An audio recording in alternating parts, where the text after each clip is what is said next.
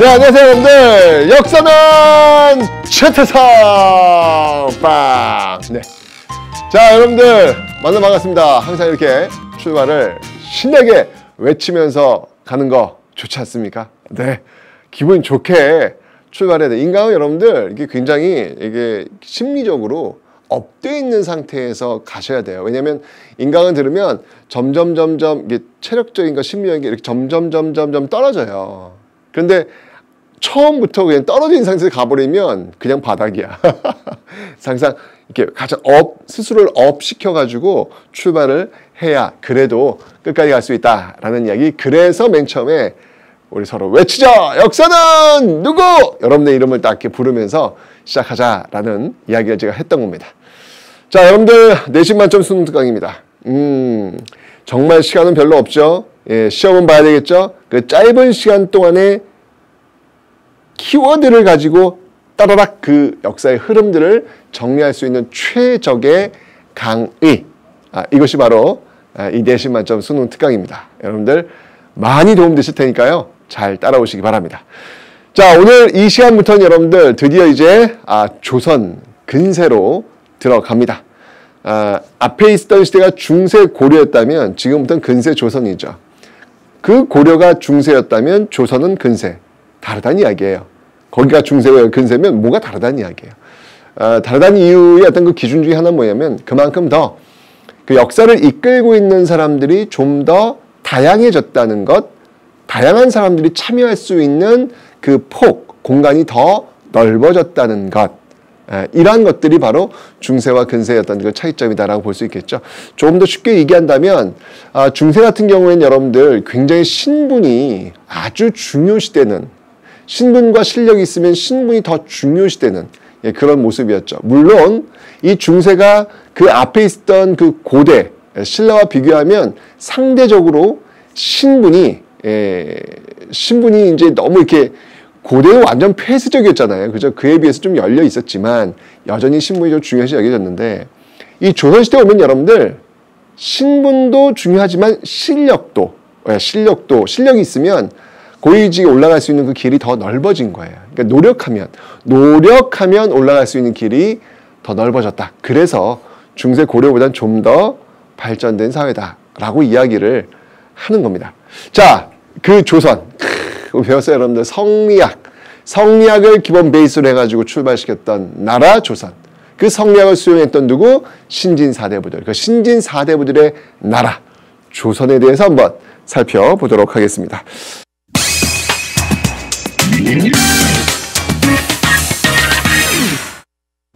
네. 자, 이제 조선 전기의 정치 한번 볼 텐데, 일단 그 건국 과정을 볼게요. 신흥 무인 세력. 우리 앞에서 배웠죠, 여러분들. 신흥 무인 세력. 그 홍건적과 왜구를 격퇴하는 과정에서 신흥 무인 세력들이 성장하게 되었다. 대표적인 인물들이 바로 최영과 이성계였다. 그런데 이제 이 조선 건국에 앞장섰던 인물은 바로 이성계입니다. 자, 어떤 과정이 있었냐면요.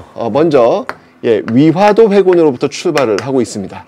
이 위화도 회군, 이 군인이 원래 이때 이 이성계가 명을 받아서 요동을 정벌하러 갔거든요. 근데 맨 처음에 갈 때 이 이성계는 이건 아니다. 작은 나라가 큰 나라를 치는 것은 이건 옳지 않다.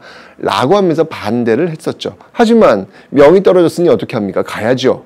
군인은 명에 살고 명에 죽으니까. 그런데 결국 이 위화도에서 회군을 해요. 여러분들 군인이 명을 어기고 회군을 했다? 이런 둘 중에 하나예요.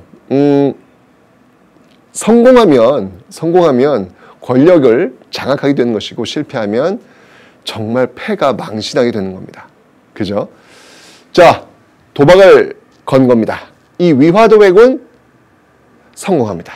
자, 이러면서 이 이성계는요, 정적 권력을 장악하게 되는 것이죠. 그 다음에 이성계는 뭘 하냐면, 이성계와 그 신진 사대부들, 정도전을 위시로 하고 있는 그런 신진 사대부들, 혁명파 사대부들, 새로운 나라를 건국하겠다는 혁명파 사대부들.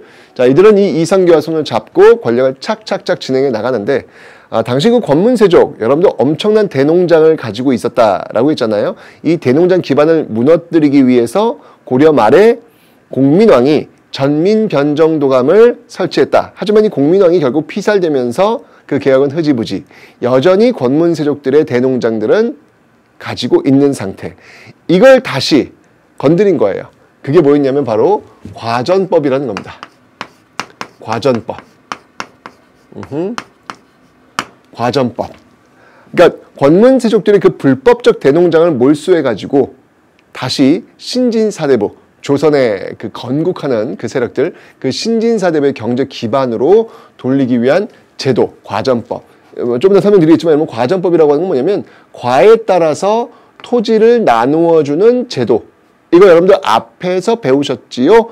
예, 전시과와 같은 거예요. 다만 전시과는 과에 따라서 전지뿐만 아니라 이건 전지만 주는 건데 전시과는 시지까지 주었던 그런 차이점이 있다라는 거 봐주시면 되겠습니다. 자, 이 과전법을 통해서 이 권력을 장악해 나가게 되는 것이죠. 이러면서 바로 조선이란 나라를 건국하게 되는 겁니다. 조선이란 나라를 건국하게 되더라 라는 설명을 제가 드리겠습니다.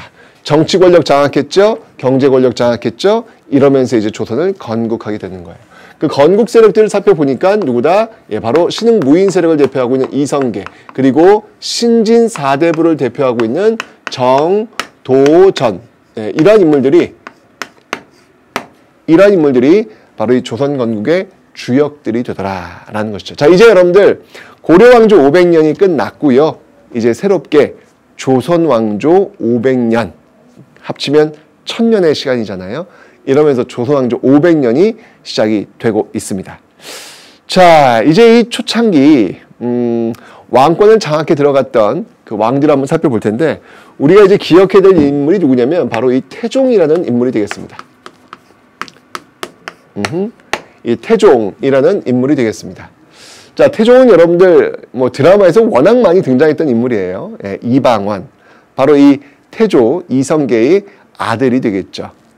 자, 이 태종은요, 이 권력의 화신입니다. 이 권력욕이 장난이 아니에요. 그래서 자신의 형제들을 죽이면서까지 결국 권력을 장악하고 왕 위에 올랐던 그런 인물이죠. 자, 그래서 이 태종은요, 왕권 강화가 목표였어요. 사실 원래 초창기는 늘 왕권이 강하지 않습니다. 여러분 고려시대도 우리가 공부해서 알고 있겠지만 태조 왕건, 호족 연합정권, 왕권은 약하다. 그 왕권을 강화시켰던 게 누구다? 그 피를 손에 철철 묻히면서 권력을 장악해 들어갔던 바로 광종이더라 라고 설명드렸잖아요. 똑같아요. 조선도 마찬가지예요. 초창기에는요, 이렇게 특히 이제 정도전 파워가 워낙 셌어요. 정도전 파워가 워낙 셌습니다. 그래서 정도전이 굉장히, 이 정도전은 뭐냐면 어떤 정치를 지향을 했냐면, 정도전 같은 경우에는 재상 중심의 정치, 예, 재상 중심의 정치. 정도전의 생각은 그거였거든요. 왕은 늘 똑똑할 수 없잖아요. 하지만 똑똑하지 않다고 해서 왕을 갈아치울 수는 없단 말이에요. 그러니까 왕이 일을 한 게 아니라 바로 그 재상들, 이 재상들은 바꿀 수가 있잖아요. 마음에 안 들어? 바꿀 수가 있잖아요. 그죠? 이러면서 이 정도전과 같은 재상 중심의 어떤 정치를 지향하고 있었다는 이야기죠. 그러니까 당연히 지금 초창기는 왕권이 약할 수밖에 없어요. 이게 이제 불만이었던 거예요, 태종. 아니, 이 나라가 누구의 나라인데? 이게 이씨의 나라인데? 이게 지금 뭐예요? 정도전 왜, 누군데? 왜 저래? 라고 이제 나오는 거예요. 결국은 왕자의 난을 계기로 해가지고 권력을 장악하면서 정도전을 죽인단 말이에요. 예. 그러면서 왕권을 강화시키기 위해서 바로 육조 직계제라는 것을 시행합니다. 육조 직계제. 제가 조금 더 설명을 드리겠지만, 조선은 여러분들 이 중앙행정조직이 어떻게 운영되냐면 의정부 육조 체제였어요. 의정부 육조 체제였는데, 자, 이 중에서 의정부가 바로 삼정승, 영의정, 좌의정, 우의정, 이 근무하고 있는 곳이 의정부라고 보시면 돼요. 그러니까 여기에서 국가의 중대사들이 거의 다 결정이 된다라고 보시면 됩니다. 왕이 의정부에 이거 정책 한번 해보면 어때? 그러면 의정부에서 거기에 대해서 논의한 다음에 괜찮아 라고 하면 그 밑에 있는 육조로 명을 내려서 시행하는 거예요. 원래 이런 시스템이었는데 태종은 분명히 얘가 있잖아요. 이 지금 정권을 죽였다고. 이 재상 중심은 좀 원치 않거든요. 그래서 의정부를 거치지 않고 바로 육조로 자신이 명을 내려서 육조가 그 명을 수행하도록 하고 있습니다. 자, 이게 바로 육조 직계제다라고 하는 거예요. 그러니까 이런 식을 통해서 왕권을 강화시키려는 모습들이 나타나고 있더라라는 얘기죠. 자, 이외에도 여러분들 왕권 강화의 정책들은 너무나도 많이 있습니다. 먼저 이 초창기에 이게 역시 마치 이성계도 마찬가지로 여러 사병들을 이렇게 모아가지고 권력을 장악한 거거든요. 태종 이방원도 사병이 있었어요. 근데 이제 왕이 되니까 자기가 갖는 건 괜찮은데 남들이 갖는 건 안 되는 거예요. 왜? 왕권 강화시켜야 되니까. 그래서 사병을 혁파합니다. 사병을 혁파시키고 있고요. 그리고 이 남자들에게 이제 관리하는 거예요. 중앙에서 또 보면 왕권 강화라고 볼 수 있겠죠. 중앙에서 지방을 통제하기 위한 지방민들을 통제하기 위해서 다 호패를 채워주는 거예요. 그래서 바로 호패법. 호패법은 뭐 지금으로 본다면 일종의 주민등록증 이런 제도와 유사하다라고 볼 수 있겠습니다. 자, 이런 것들을 다 채워주는 그런 모습들. 이게 바로 이제 태종 때 있었던 대표적인 내용들이 되는 것이죠. 그러면서 정말 왕권 강화에 도움되지 않는 사람들이 보인다라고는 가차없이 죽였어요. 그러니까 고려시대 때 광종의 역할을 조선시대는 태종이 했다라고 보시면 되겠습니다. 자, 이렇게 되면서 이제 그 이후에 이제 왕이 또 등장을 하는데 그 왕이 이제 우리 너무나 유명한 왕이죠. 바로 세종이 등장을 하게 되는 겁니다. 자, 이 세종의 이야기를 하기 전에 지금 육조 직계제 이야기가 나왔으니까 조선의 그 지방 행정 조직을 한번 좀 먼저 보고 넘어가 보도록 하겠습니다. 자, 일단 여러분들 조선의 지방 행정 조직을 설명하기 전에 제가 어떤 제도가 왕권 강화이고 어떤 제도가 왕권 견제에 해당하는지를 좀 먼저 설명을 좀 드려야 될 것 같아요. 자, 갑니다. 자, 먼저 여러분들 왕권을 강화시킬 수 있는 어떤 그런 제도들이 있었어요. 왕권을 강화시킬 수 있는 제도들이 있었고 왕권을 견제할 수 있는 그런 제도들이 조선에는 있습니다. 잘 봐두셔야 돼요, 여러분들. 시험에 잘 나옵니다. 먼저 왕권을 강화시키는 어떤 그런 기구라든지 제도는 뭐가 있냐면 위에 지금 설명드렸죠? 바로 육조 직계제라는 게 있습니다. 육조 직계제. 자, 이게 무엇인지 좀 설명을 드릴게요. 자, 먼저 제가 이 표를 통해 가지고 조선의 중앙행정 조직이라 할 수 있는 의정부 육조 체제를 한번 보여드리도록 하겠습니다.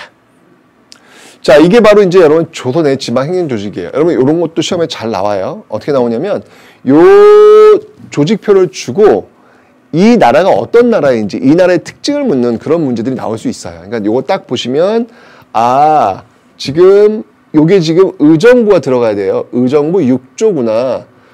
고려 같은 경우에는 왜 이성 육부 체제였잖아요. 이성 육부, 그죠? 여기는 의정부 육조 체제로 형성되어 있다. 육조에는 이호, 예병, 형, 공조로 만들어져 있다라는 거. 요런 의정부 육조 체제가 지금 기본적인 건데 왕이 있잖아요. 왕이 의정부를 거치지 않고 바로 명을 내려서 육조에서 정책을 시행토록 하는 것. 이게 이제 왕권 강화와 관련되는 것이고 왕이 의정부를 거쳐서 의정부와 육조로 육조에서 의정부를 거쳐서 의정부가 왕. 이런 어떤 그 의정부를 거치는 제도. 이걸 뭐라고 하냐면 의정부 서사제라고 합니다. 서사라고 하는 건 뭐냐면 사인이에요, 사인. 이런 어떤 그 의정부 육조 체제를 갖추고 있고 그 이후에 또 여러 조직들이 있어요. 여러 조직들은 제가 설명을 드리면서 하나씩 보도록 하겠습니다. 자, 그래서 이 육조 직계제가 바로 왕권을 강화시킬 수 있는 어떤 그런 역할들을 지금 하고 있다라고 볼 수 있는데 그 이외에 왕권을 강화시킬 수 있는 그런 제도가 또 있어요. 그 뭐가 있냐면 바로 의금부라는 게 있습니다. 의금부. 의금부. 이게 의금부라고 하는 것은 왕의 직속 사법기관이라고 보시면 돼요. 주로 영모를 다스릴 때 활동을 많이 합니다. 그러니까 이건 왕권에 도전하는 그런 사람들이나 행위들이 보였다. 그러면 의금부가 출동하는 것이죠. 잡아오는 어떤 그런 모습들. 그러니까 당연히 왕권을 강화시키는 것. 그 다음에 또 뭐가 있냐면 승정원이라고 있습니다. 승정원은 이 승자가 들어가면 여러분들 이거는 비서기능이라고 보시면 돼요. 당연히 왕의 진짜 이 손과 혀가 되는 그런 어떤 역할들이니까 당연히 왕권을 강화시킬 수 있는 그런 기능들을 하겠죠. 이게 지금 왕권 강화와 관련된 바로 조직들입니다. 그럼 왕권을 견제할 수 있는 것들은 있느냐? 제가 방금 설명드렸잖아요. 뭐였죠? 바로 의정부, 서사제, 의정부, 서사제라는 게 있고요. 그 다음에 여러분 이미 제가 이건 앞에 고려시대를 설명하면서 이야기를 드렸던 그런 내용입니다. 바로 3사라는 게 있어요. 자, 이 3사는 어떤 기능을 담당하냐면 3사는 바로 언론 기능을 담당합니다. 언론 기능을 담당하는데 여러분들 기억나요? 고려시대에도 3사가 있었다는 거? 고려에 있었지. 근데 고려시대 3사는 언론 기능을 담당했어요? 안 했어요? 안 했다고요. 예, 그냥 단순하게 회계만을 담당했다라고 설명드렸는데 고려의 3사와 다르게 조선의 3사는 이렇게 언론 기능을 담당하고 있습니다. 자, 뭐가 있냐면요. 사간원, 사헌부, 그리고 홍문관.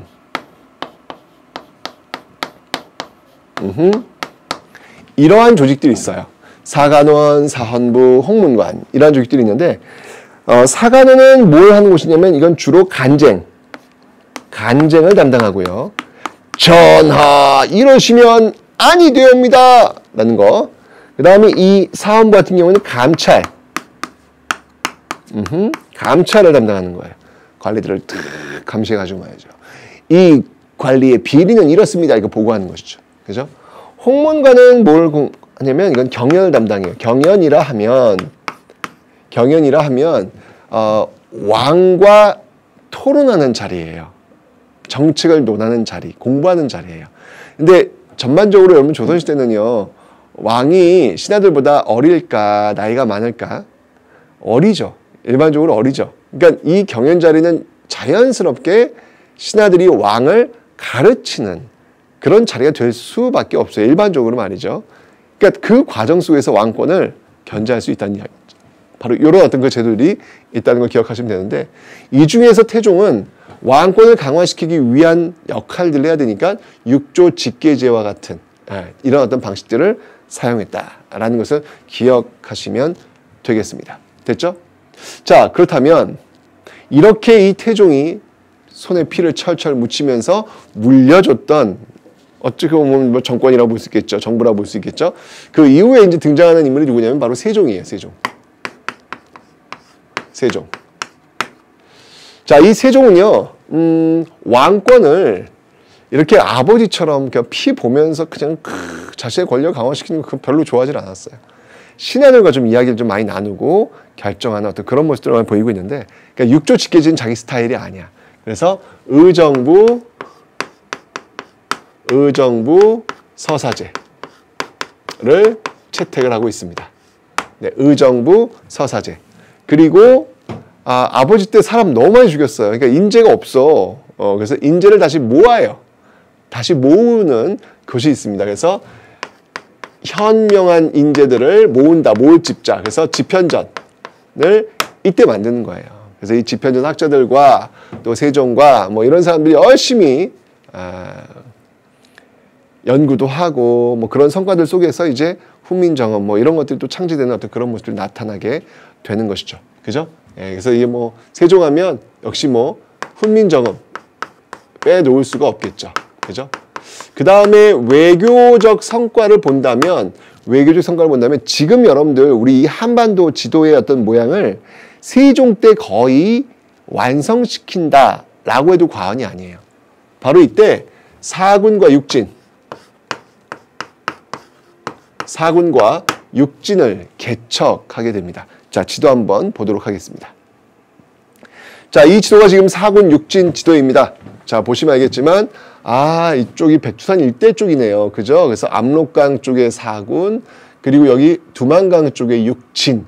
이걸 이제 개척을 하면서 이렇게 보시면 알겠지만 이러한 지금의 영토와 거의 유사한 그러한 모습들을 지금 만들어내고 있다라는 것이죠. 언제? 바로 세종 때 이러한 것들이 지금 만들어지고 있습니다. 굉장히 중요한 역할을 하게 되었다라고 볼 수 있겠죠. 그죠?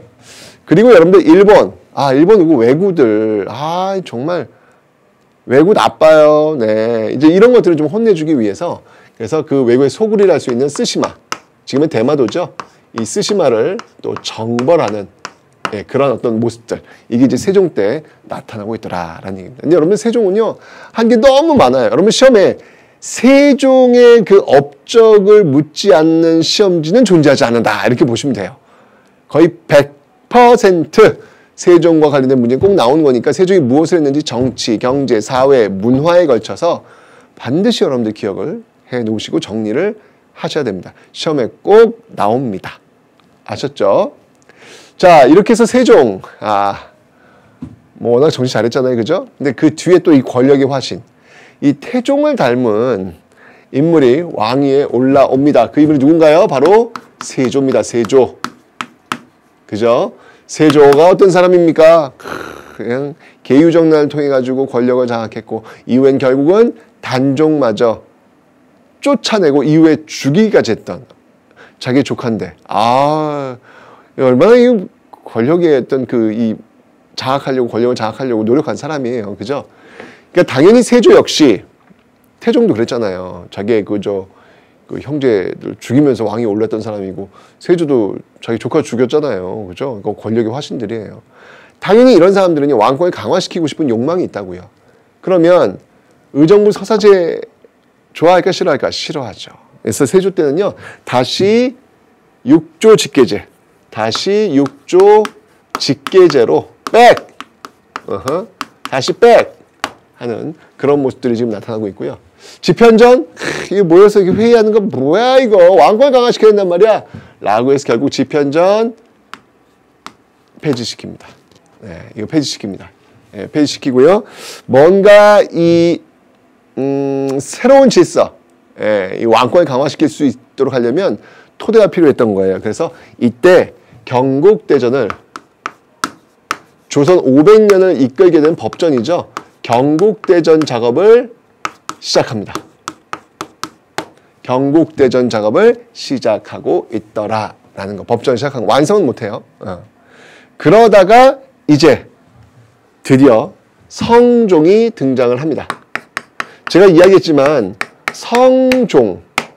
성종은 고려도 성종이 있었지만 조선도 성종이 있어요. 그러니까 성종이라는 이름이 들어간 순간부터 뭔가 완성된 거야. 뭔가 세팅이 된 거야. 그런 인물들이거든요. 자, 이 성종 때는요. 일단 뭔가 좀 이렇게 계속 왕이 신하들과 좀 이야기하는 어떤 그런 구조가 돼야 된단 말이에요. 근데 이게 지금 보니까 세조가 이게 집현전 없었단 말이에요. 그래서 그걸 다시 복원시키는 어떤 의미. 그래서 이때 만들어진 게 바로 홍문관이다. 우리 홍문관 배워서 알고 있어요, 여러분들. 그죠? 앞에서 제가 3, 4 이야기할 때, 여기 지금 3, 4 이야기할 때 홍문관 이야기 했었습니다. 그죠? 홍문관. 바로 경연을 담당하는 그런 곳이었다라고 설명드렸잖아요. 그죠? 이게 이때, 바로 성종 때 지금 만들어지고 있구나라는 것을 알 수가 있겠습니다. 그죠? 자, 그리고 이제 드디어 이때 바로 경국대전을 완성을 시키고 있습니다. 그러니까 세조 때 출발했던 경국대전을 성종 때 완성시키는 그런 모습들이 지금 나타나고 있더라라는 이렇게 되면서 이제 조선 왕조 500년을 이끌게 될 하나의 그 기틀 시스템 이게 완비되는 그런 모습들을 지금 보이고 있습니다. 이렇게 완성이 좀 될까 했는데 또 이게 폭군이 등장을 합니다. 정말 그러니까 이런 걸 보면 정도전의 말이 맞기는 한 것 같아요. 늘 모든 왕이 늘 세종일 수는 없잖아. 그럼 얼마나 좋겠어. 근데 늘 그럴 수는 없단 말이에요. 세종 같은 사람이 왕이 있으면 다 해결이 되겠지. 그건 오케이. 근데 그렇지 않은 사람이 등장했을 때 이게 방법이 없다는 이야기예요.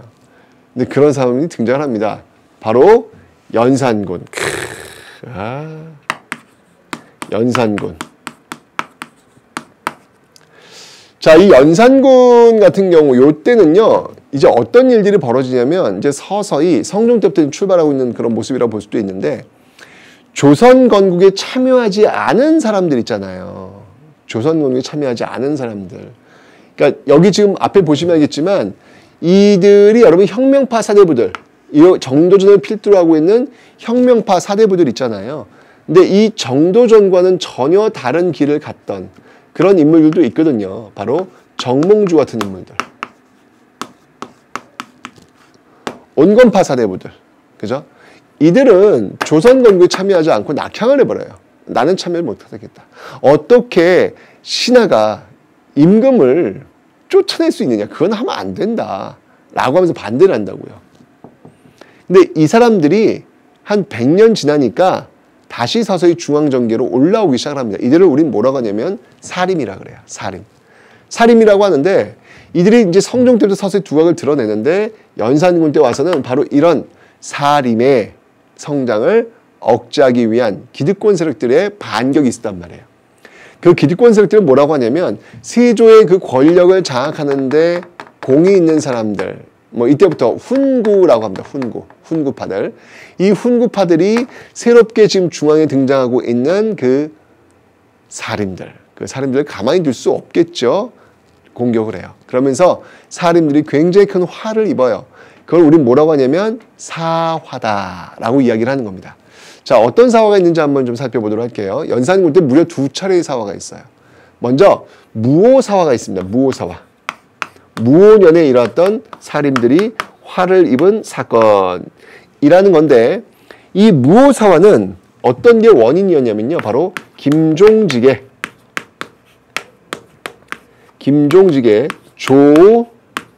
조의제문이 문제가 돼요.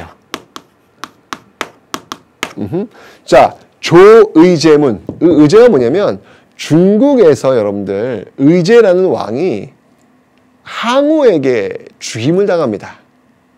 근데 이 사례가 우리나라와 굉장히 비슷한 사례가 하나 있어요. 뭐냐면 세조가 단종을 죽인 사건. 굉장히 유사하거든요. 이게 딱 그 모습이거든요. 이러니까 이 의제를 지금 기리며 의제를 불쌍히 여기며 쓴 글이에요.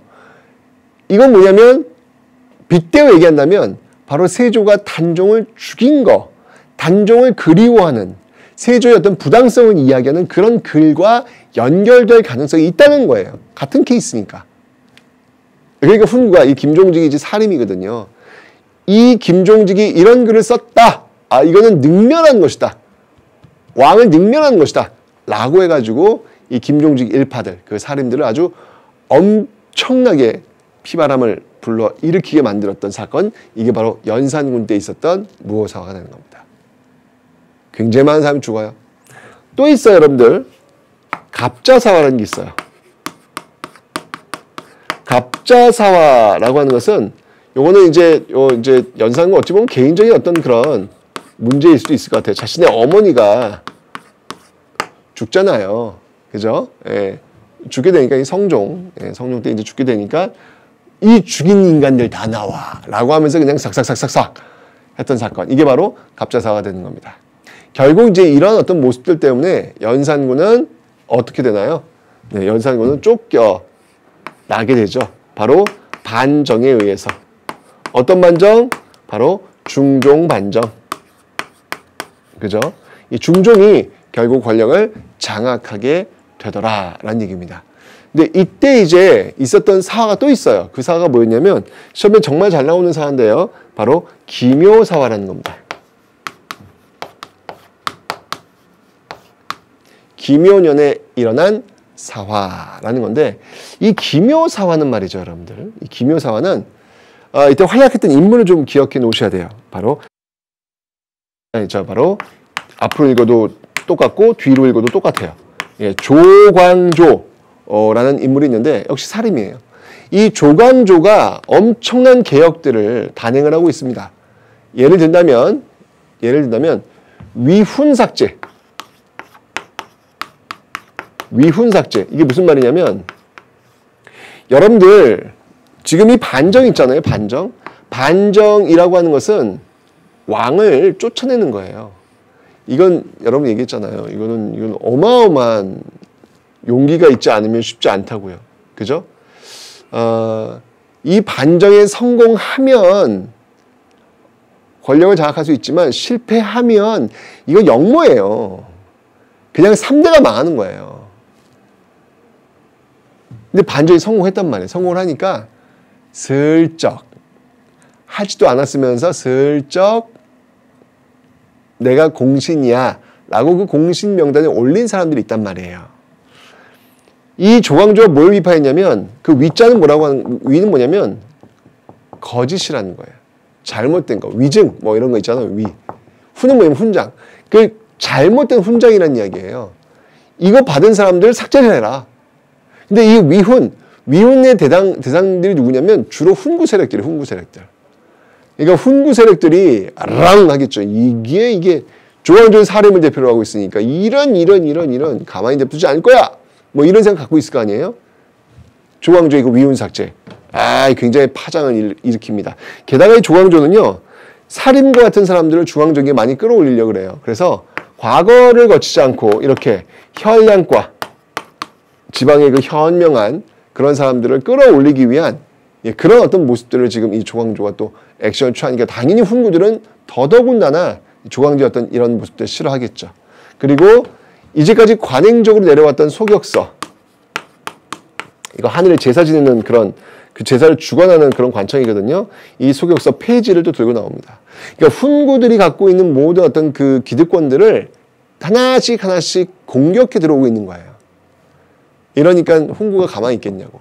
결국은 이 조광조의 사약을 먹이고 조광조 일파들을 그냥 쓸어버리는 바로 또 김효는이 이랬던 사화가 중종 때 나타나고 있더라라는 이야기입니다. 네.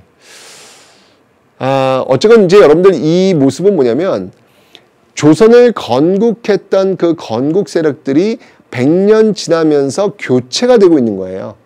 즉 조선 건국자들이 한 100년을 쭉 이어왔다면 그 100년 된 지점에 이르러서는 조선 건국에 참여하지 않았던 그 후손들, 그 뿌리들이 이제 권력에 등장하면서 권력이 교체가 되는 거예요. 다시 한번 정리하면 조선시대는 여러분들 두 시기로 구분이 가능해요. 시기 구분의 그 기준은 1592년 임진왜란이에요. 임진왜란 기점으로 그 앞을 조선 전기, 그 이후를 조선 후기라고 이야기합니다. 여러분 고려시대 기억나시죠? 1170년 무신정변을 계기로 해서 고려 전기, 고려 후기로 나누듯이 조선도 역시 마찬가지로 1192년 기점으로 조선 전기, 조선 후기로 나눌 수가 있어요. 그 조선 전기를 다시 구분해 보면 15세기 혁명파 사대부, 즉 조선 건국에 참여했던 그 사람들이 이끌었던 15세기가 있고 이제 100년 지나서 권력이 교체가 되는 거예요. 훈구에서 조선 건국에 참여하지 않았던 사림들.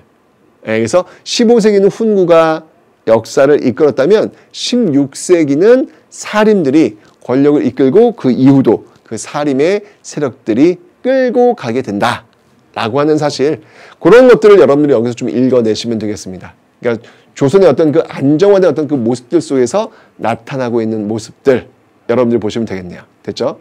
하나만 좀 더 추가한다면 여기 지금 중앙행정조직이 있잖아요. 그죠? 중앙행정조직이 있는데 조선의 지방행정조직. 조선의 지방행정조직은 어떻게 구성이 되냐면 팔도 체제로, 팔도 일원화되어 있어요. 팔도 체제고 지방관은 전국에 파견되고 있더라라는 이야기죠. 자, 이게 무슨 말이냐면 비교를 한번 해볼게요. 고려시대는 여러분들 5도 양계 체제였어요. 근데 지방관이 다 파견됐다 안 됐다? 안 됐어요. 근데 조선은 8도 체제예요. 지도 한번 보겠습니다. 자, 여기 지금 8도 지도가 지금 나오고 있죠. 네, 항상 제가 얘기했습니다. 이 지도가 나오면 이게 통일신라인지 고려인지 조선인지 아셔야 된다라고 설명드렸어요. 자, 여기 지금 8도가 나와 있는데 이 8도에는요 지방관이 모두 파견되고 있습니다. 고려시대 같은 경우에는 12목에 최초로 지방관이 일부 파견되고 있다가 나중에 이제 5도 양계로 이렇게 바뀐다라고 설명드렸잖아요. 조선은 8도 일원화되어 있어요. 그러니까 5도가 행정적 성격이 강하고 양계가 군사적 성격이 강하다라고 설명을 드렸는데 조선은 똑같이 군사와 행정 나누지 않고 똑같이, 그래서 지방관의 전국을 파견된 그런 모습들을 보이고 있습니다. 이렇게 이 과정을 거치면서 조선이란 나라가 안정화되고 있다라고 하는 거 기억하시면 되고요. 근데 이런 어떤 그 조선에 아주 큰 충격파가 다가서게 됩니다. 바로 외란입니다. 자, 한 200년 동안 1392년 조선이라는 나라가 세워지고 1592년 200년이에요. 200년 동안 큰 전쟁 없었거든요. 그러다가 이제 전쟁을 맞이하는 거예요. 아, 어떤 일이 벌어질까요? 다음 챕터 한번 보도록 하겠습니다.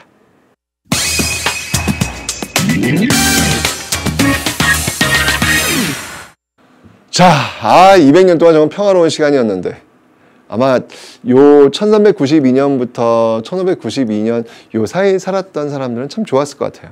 왜냐하면 그 이전에 고려시대는 정말 끊임없는 전쟁이었거든요. 예, 모처럼 정말 200년 동안 평화로운 그런 시간을 맞이했던 겁니다. 아이고 참 그런 시간에 살고 있다는 것도 역사적으로 보면 되게 행복한 그런 시간이겠다라는 그런 생각이 들어요. 자, 하지만 이제 그 평화로운 기간 끝났고요. 이제 외란이 터집니다. 외란. 이 외란이 터졌을 때 그 임금이 누구였냐면, 네, 조선시대에 그 여러 왕들이 있는데 그 중에서 독특한 캐릭터의 소유자 바로 선조입니다. 가장 독특한 캐릭터의 소유자 2명만 꼽아봐라라고 한다면 저는 선조와 인조를 꼽겠습니다. 일단 굉장히 그 자기중심적인 어떤 그런 왕들이거든요.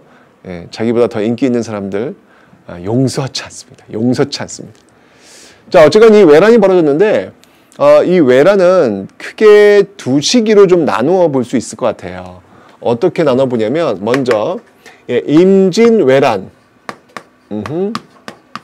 임진외란이 있고요. 그 다음에 이제 여기 휴전기가 있어요. 네, 휴전기가 있습니다. 여기 휴전을 좀 이렇게 하고 있다가 그 다음에 이제 다시 또 전쟁이 터집니다. 그걸 우린 뭐라고 하냐면 정유재란. 정유재란. 요걸 이제 다 통칭 묶어서 임진왜란이다 라고 이야기를 합니다. 자, 우선 여러분들 여기 이제 휴전기. 여기 이제 휴전기인데 임진왜란 때 활약했던, 그러니까 초창기에 휴전고 직전에 활약했던 인물들이 있어요. 그 인물들을 좀 볼 때 우리가 3대 첩을 가지고 좀 접근해 보면 어떨까라는 생각이 들어요. 3대 첩. 자, 3대 첩 하면 대표적인 3대 첩 뭐가 있을까요? 한산대첩. 한산대첩. 네, 진짜 사실 초창기에 임진왜란은 이게 연전연패거든요. 그런데 승리를 거머쥐게 되는 엄청난 대승을 거머쥐게 됐던 대첩, 한산대첩. 인물은 누굴까요? 그렇죠. 네, 바로 이순신. 네, 이순신 장군을 들 수 있겠습니다. 그 다음에 또 뭐가 있냐면 진주성. 진짜 끝까지 싸웠던 어떤 그런 모습도 대단하죠. 진주대첩. 자, 이 진주대첩에서는 김시민 장군을 또 들을 수 있고요. 그 다음에 행주산성. 여기에서는 권율 장군을 또 들을 수 있고요. 이게 이제 대표적인 3대첩이다 라고 볼 수 있겠습니다. 3대첩. 네, 볼 수 있는데 이 과정에서 여기에 이제 플러스 되는 알파가 있어요. 그게 바로 명나라. 네, 조명연합군이 결성이 되는 거예요. 그러니까 일본이 쳐들어왔고 중국이 우리를 도와서 일본과 함께 싸웠던 모습이죠. 그런 거 보면 여러분들 우리나라 역사를 이렇게 볼 때 중국과 함께 했던 게 굉장히 많이 있어요. 그러니까 임진왜란 때도 중국과 함께 손잡고 싸웠고 일제강점기 때도 역시 중국과 함께 손잡고 싸웠고, 그러니까 이 한중연합이잖아요. 이런 것들이 역사에서 굉장히 많이 있었다라고 하는 거. 그런 것들이 이제 앞으로의 우리 미래를 이야기할 때 굉장히 좋은 연결고리가 돼요. 예. 지금 이제 중국 정부에서 일제강점기 때 그 항일운동 유적지를 보존하고 보호하려는 이유가 바로 그런 연결고리를 찾아내려고, 잊지 않으려고 하는 그런 시도거든요. 자, 어쨌건 여기서도 이제 그런 모습들이 보이고 있고요. 그 다음에 이제 또 기억할 게 뭐냐면, 이때 의병장들이 장난이 아닙니다. 3대첩이라고 볼 수는 없지만, 네, 의병의 활동들이 또 있어요. 대표적인 의병이라고 한다면, 홍위 장군, 곽재우, 뭐 이런 인물들이 아주 임진왜란 터졌을 때 아주 맹활약을 했던 그런 인물들입니다. 자, 그러다가 이게 이제 명나라 들어오고 나서 이제 일본이 좀 밀려요. 밀리면서 이제 휴전기가 들어갑니다. 이 휴전기 때 들어갔을 때 우리도 대책을 세워야 될 거 아니에요. 그래서 만든 대책이 뭐였냐면 이 휴전기 때 지금 사실 이 초창기 때 우리가 지금 당했던 이유 중에 하나는 조총이에요. 땅깡 이게 뭐 엄청난 위력을 발휘한단 말이죠. 그래서 우리도 그런 조총 부대를 만들어야 되겠다라고 해서 그런 것들을 중심으로 만들었던 중앙군이 있습니다. 그게 뭐냐면 바로 훈련도감이라는 거예요. 훈련도감. 중앙군의 훈련도감을 이때 만들어요. 이 훈련도감의 출발은 뭐냐면 여러분들 이제 앞으로 조선 후기, 여러분 임진왜란 기점으로 해서 조선 후기가 된다 그랬잖아요. 조선 전기의 중앙군이 5위 체제였어요. 5위 체제, 5위. 그러니까 5라고 하는 숫자는 여러분들 느낌 오시죠? 중앙, 그리고 동서남북, 그래서 5개의 그 방위를 떠올리시면 돼요. 그 5위 체제였는데 이제 이 임진왜란을 거치면서 바로 5군영이 출발이 되는 거예요. 5군영. 이게 조선 후기 중앙군이거든요. 이 5군영이 출발하게 되는 계기. 그 5군영 중에 하나가 훈련도감이에요. 이제 이후에 이제 시간이 흘러갈수록 여러 가지 또 이제 4개의 군영들이 나올 거예요. 예, 그런 것들 출발이 바로 휴전기에 지금 나오고 있다라는 거 기억하시면 되고요. 그다음에 지방군에는 소고군 이런 걸 만드는데 특히 이 임진왜란을 거치면서 여러분들 뭐 이게 꼭 휴전기라 볼 수는 없겠지만 바로 비변사가 굉장히 강화가 돼요. 비변사 조직이 굉장히 강화됩니다. 이 비변사라고 하는 조직은 언제 만들어진 거냐면 사실은 그 중종 때 세종 때 그 일본에게 열어주었던 삼포가 있어요. 삼포. 부산포, 제포, 연포가 있는데 이 삼포에서 난을 일으켜요. 중종 때. 그때 이제 비변사가 만들어져요. 이 비변사라고 하는 건 뭐냐면 말 그대로 준비한다는 얘기죠. 변방을 준비하기 위한 기구. 근데 이게 이제 전쟁을 거치면서 더욱더 강화되는 그런 모습들이 지금 나타나고 있더라라고 하는 거. 이게 이제 휴전기에 보여진 모습이에요. 그러다가 다시 전쟁이 터지게 됩니다. 이게 바로 이제 정유재란인데 우리가 이 정유재란에서 알 수 있는 큰 싸움이라고 한다면 뭐가 있을까요? 명량해전. 그렇죠. 신에게는 아직 12척의 배가 있사옵니다. 라고 했던 명량해전. 그리고 이순신 장군의 마지막이라고 할 수 있는 노량해전. 뭐 이런 것들을 좀 될 수 있겠죠. 이러면서 결국은 임진왜란을 끝내게 되는 것이죠. 일본은 결국 그들의 목적을 달성하지 못했기 때문에 우리가 승리했다라고 볼 수 있겠습니다. 이게 왜란이었어요. 자, 그런데 이 왜란이 이제 끝나고 나서 지금 어떤 왕이 등장을 하냐면 이 광종이란다. 이 광해군이 등장을 해요.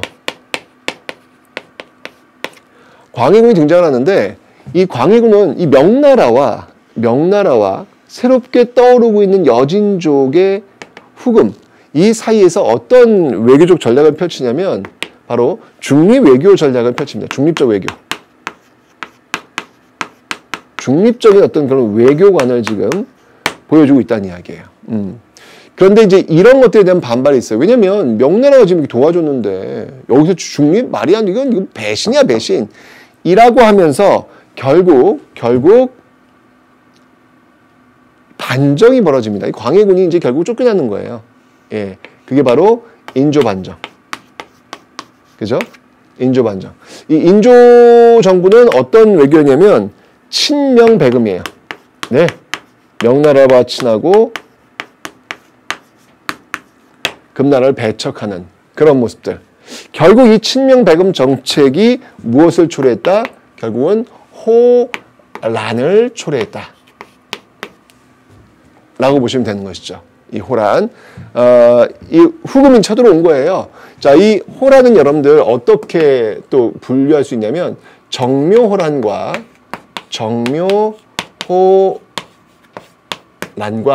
그리고 이렇게 가서 병자호란으로 나눌 수가 있겠습니다. 병자호란으로 나눌 수 있겠습니다. 이 정묘호란 같은 경우에는 후금이 쳐들어온 거예요. 후금이 쳐들어왔다면 병자호란 같은 경우엔 청이 쳐들어온 거예요. 선생님, 후금과 청은 다른 나라인가요? 네, 다른 나라 아니고요. 똑같은 나라고요. 이름만 바꾸었을 뿐입니다. 특히 이 병자호란 때 정말 위기를 맞이하게 됐죠. 결국 이 병자호란 때 여러분들 인조는 어디로 들어가냐면 남한산성으로 들어가요. 남한산성으로 들어가게 됩니다. 하지만 결국 47일 동안 항전하다가 결국은 나와서 항복하게 되죠. 삼전도에서 굴욕적인 항복을 하게 되는 모습들. 이런 어떤 그 과정을 거치면서 결국 병자호란을 마무리하게 되는 것이죠. 근데 왕이 이렇게 항복했으니 얼마나 치욕적이에요. 그래서 바로 인조의 아들이라고 볼 수 있겠죠. 인조의 아들 바로 효종.